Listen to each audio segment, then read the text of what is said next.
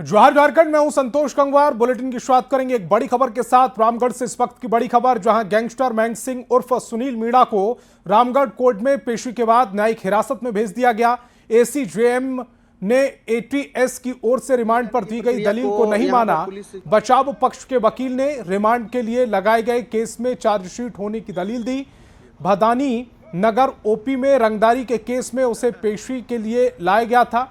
Azerbaijan से प्रत्यर्पण कर लाया गया मयंक सिंह रामगढ़ कोर्ट में करीब 5 घंटे तक रहा।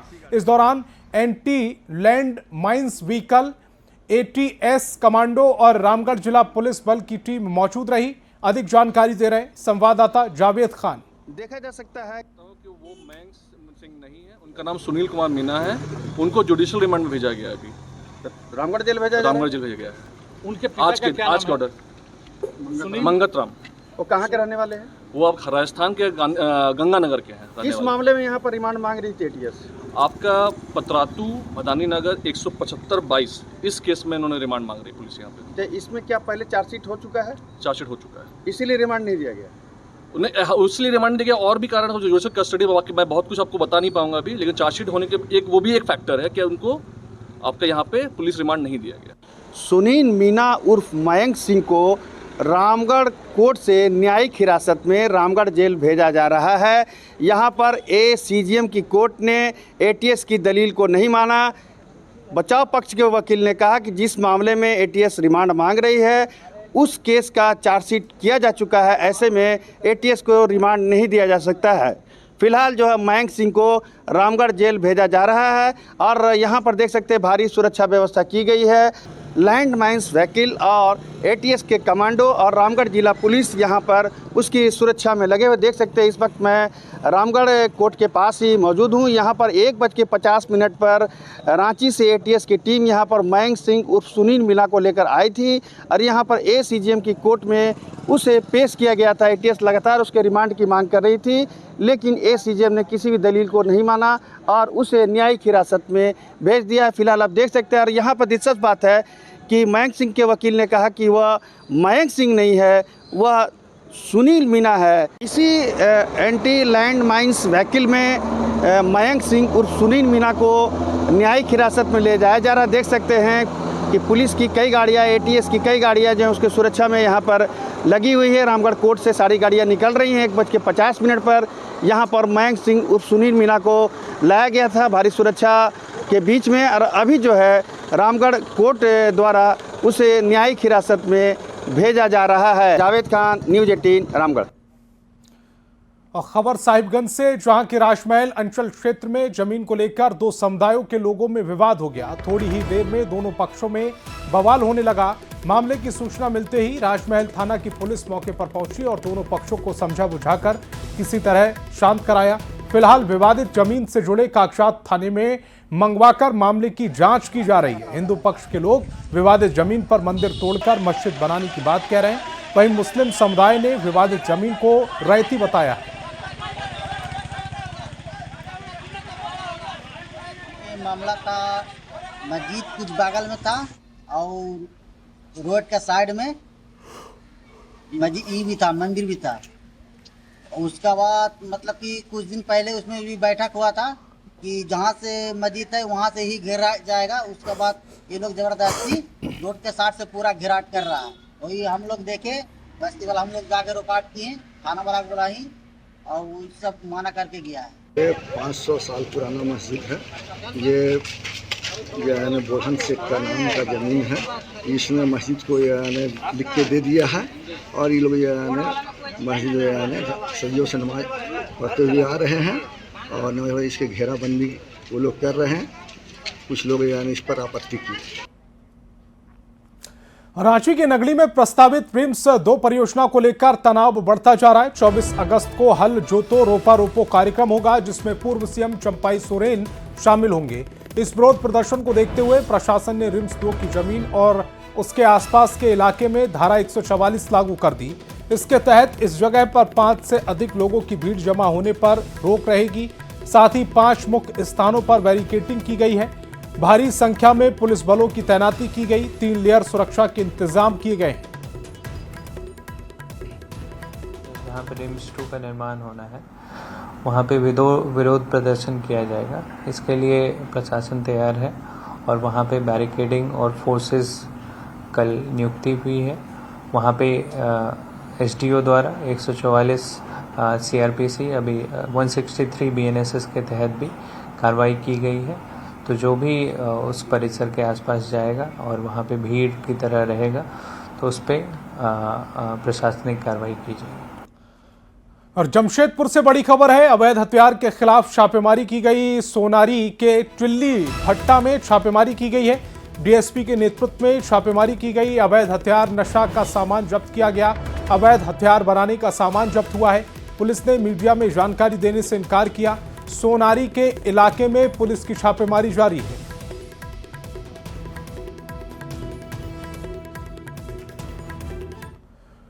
और झारखंड के सबसे बड़े अस्पताल रिम्स सवालों के घेरे में है, क्योंकि अस्पताल की कैंटीन में जहरीली चाय परोसने की बात सामने आ रही है। बीते दिनों कैंटीन की चाय पीने से जूनियर डॉक्टर की तबीयत बिगड़ गई और वो फिलहाल गंभीर हालत में आईसीयू में भर्ती है। क्या है पूरा मामला, एक रिपोर्ट के जरिए समझिए। रिम्स में खौफनाक वारदात, चाय में मिला जहर, चाय पीते ही डॉक्टर बेहोश, चाय से वेंटिलेटर पर पहुंची डॉक्टर। क्या आपका कोई करीबी रिम्स में भर्ती है और आप उसे देखने के लिए जा रहे हैं, तो खाना और चाय अपने साथ लेकर जाइए, क्योंकि हो सकता है कि रिम्स की कैंटीन का खाना आपको रिम्स में ही भर्ती होने पर मजबूर कर दे। बीते दिनों रिम्स के जूनियर डॉक्टर के साथ ऐसी घटना हुई जिसने रिम्स को कटघरे में खड़ा कर दिया है। रिम्स पीजी की रेजिडेंट डॉक्टर ने बीते दिनों ऑर्थो कैंटीन से 4 चाय मंगवाई थी। चाय तो 4 साथियों ने मंगवाई थी, लेकिन जैसे ही एक जूनियर डॉक्टर ने चाय पी, उसकी तबीयत बिगड़ गई, तो बाकी साथियों ने चाय नहीं पी। फिलहाल जूनियर डॉक्टर की हालत गंभीर है और वो रिम्स के ट्रॉमा सेंटर के आईसीयू में भर्ती हैं।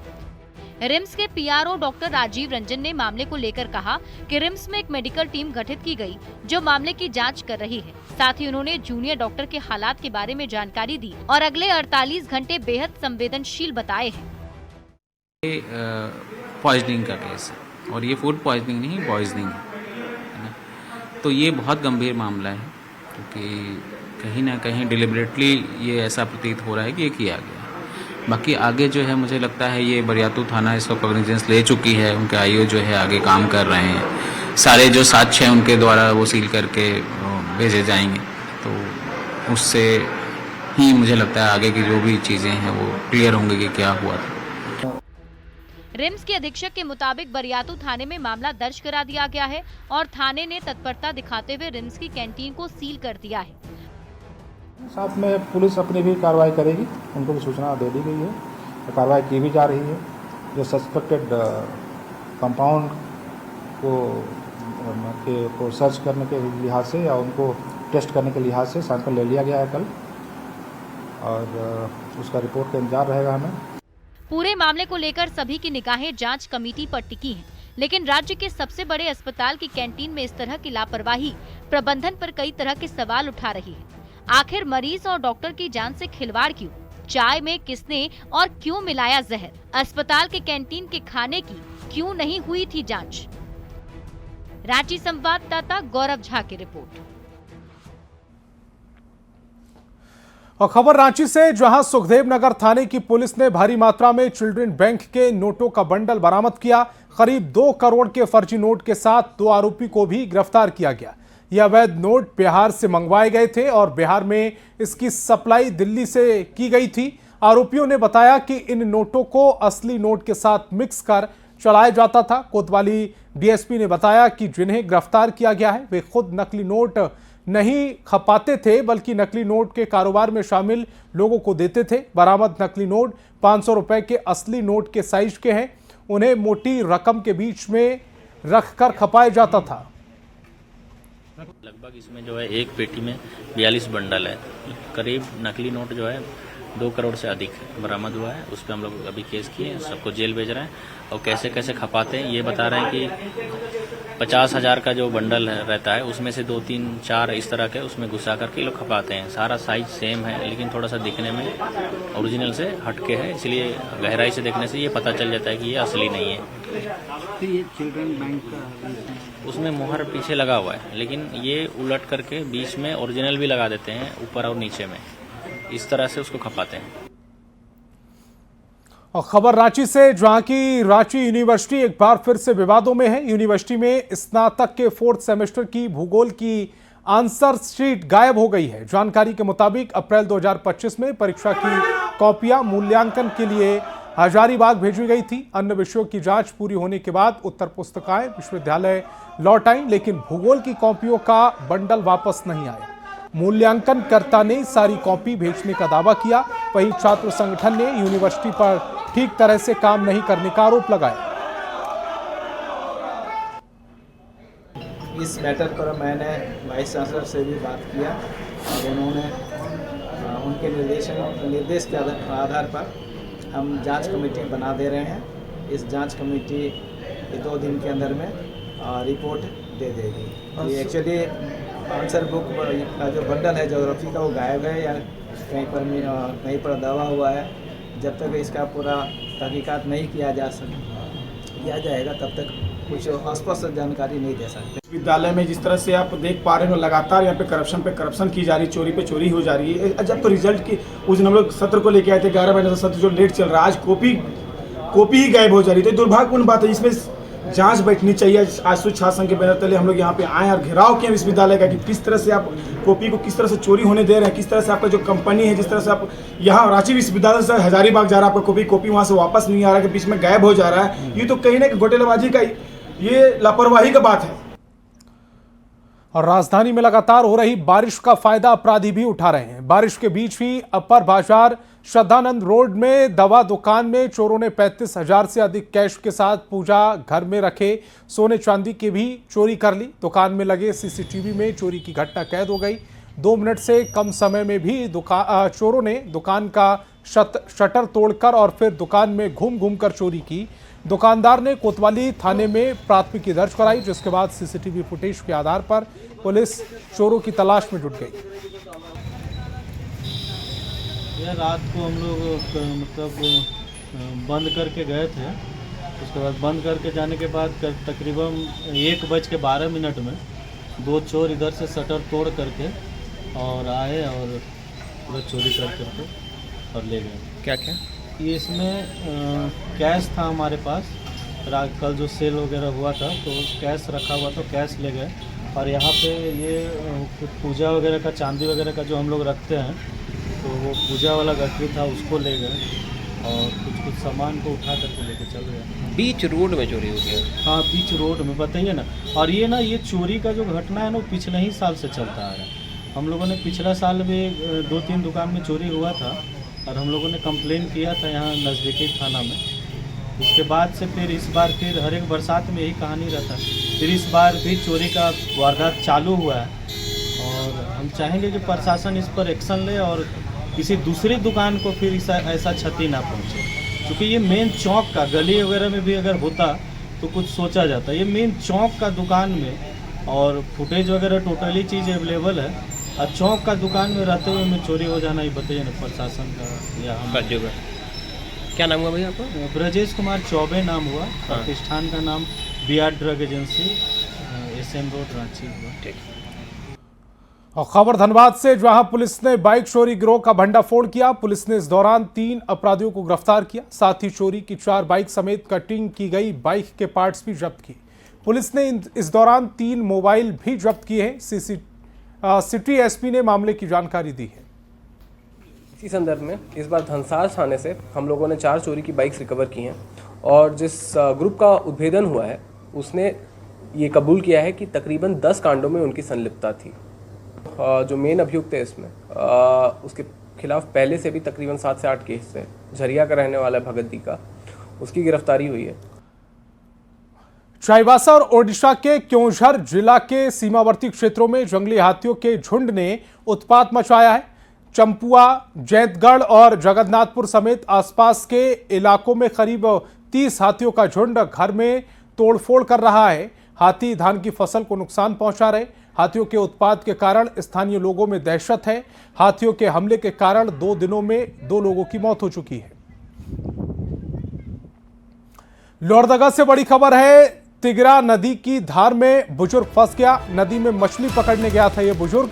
पेड़ पर चढ़कर बुजुर्ग ने अपनी जान बचाई। ग्रामीण और पुलिस की मदद से बाहर निकाला गया है। बड़ी खबर लोहरदगा से, जहां तिगरा नदी की धार में यह बुजुर्ग फंस गया। तस्वीर भी आप देख पा रहे हो। नदी में मछली पकड़ने ये बुजुर्ग पहुंचा था। पेड़ पर चढ़कर इसने किसी तरह अपनी जान बचाई है। ग्रामीण और पुलिस की मदद से उसे बाहर निकाला गया। और झारखंड में लगातार हो रही बारिश का असर खूंटी में भी देखने को मिल रहा। बारिश के कारण जिले का तजना मुक्तिधाम जलमग्न हो चुका है, जिससे स्थानीय लोगों को काफी परेशानी हो रही है। वहीं करा और तोरपा प्रखंड क्षेत्र में कारो नदी का पानी पुल के ऊपर बह रहा है, जिस कारण सड़क पर कई घंटे आवागमन ठप रहा। इस दौरान इस मार्ग से आने जाने वाले लोगों को काफी परेशानियों का सामना करना पड़ रहा है। बात धनबाद की, जहां कोयलांचल आज भी दूधहसान की घटनाओं की त्रासदी झेल रहा है। दशकों से यह सिलसिला लगातार चल रहा है। कितनी घटनाएं, कितनी जिंदगियां पाताल में दफन हो गई। जिनकी जान हादसे में बच गई, वह इस स्थिति में रहने को मजबूर हैं। कब धरती फट जाए और उसमें समा पाताल में चले जाएं, ये कहना मुश्किल है। रिपोर्ट दिखाते। धनबाद में भूधसान की त्रासदी, धरती फटी और पाताल में समा गए लोग। पुनर्वास का इंतजार, मौत से जंग लड़ रही बची जिंदगियां।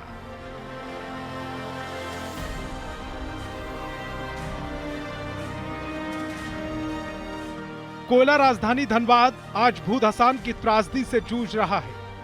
दशकों से चली आ रही इस समस्या ने न केवल लोगों की जिंदगियों को खतरे में डाला, बल्कि उनके घर, सपनों और भविष्य को भी पाताल में समा दिया। 15 अगस्त 2023 ये वही तारीख है जिस दिन जोगता के 22/12 में भूधसान की घटना घटी थी। सुबह होने पर देश आजादी का जश्न का इंतजार कर रहा था। तभी रात के करीब 2 से 2:30 के बीच जोरदार आवाज के साथ धरती फटी और एक घर जमीन में समा गया। घर में सो रहे पिता श्याम सुंदर भुइयां, बेटे अरुण और तरुण भी जमीन के अंदर चले गए थे। जान पर खेलकर परिजन और लोगों ने उनकी जान बचाई। जान तो बच गई, लेकिन अब भी पीड़ित परिवार ही नहीं, बल्कि सैकड़ों परिवार उसी हालत में जी रहे हैं। 18 अगस्त 2025 जोगता श्याम बाजार 7 नंबर भुइयां पट्टी में 18 अगस्त 2025 को भूधसान की घटना हुई। कल्याणी देवी का घर जमींदोज हो गया। वहीं दर्जनों घरों में दरार आ गई। आज भी लोग डर के साए में जीने को मजबूर हैं। देख के स्थिति काफी भयावह लग रही थी। 4-5 घर भूधसान के चपेट में। 27 सितंबर 1995 केंदुआ के झरिया जाने वाली सड़क किनारे न्यू धौड़ा के समीप धरती फटी और एक कमरा पाताल में समा गया। कमरे में सो रहे दंपति हमेशा हमेशा के लिए काल के गाल में समा गए। परिजन उस काले दिन को आज भी नहीं भूल पाए। 24 मई 2017 झरिया के इंदिरा चौक स्थित सड़क किनारे धरती फटी। पिता और पुत्र दोनों पाताल में समा गए। रेस्क्यू कार्य चला, लेकिन दोनों के शव को खोजने में सफलता नहीं मिली। घटना के बाद मुआवजा दिया गया था। निरसा विधायक अरूप चटर्जी ने भी मामले पर चिंता व्यक्त की। संजय गुप्ता, न्यूज 18 धनबाद।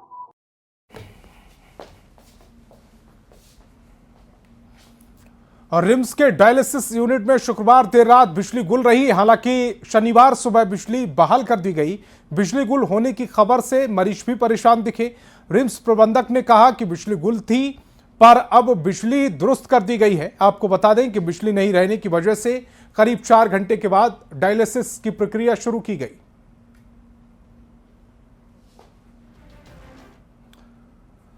तो इस बुलेटिन में फिलहाल इतना ही। आप देखते रहिए न्यूज़ 18 बिहार झारखंड।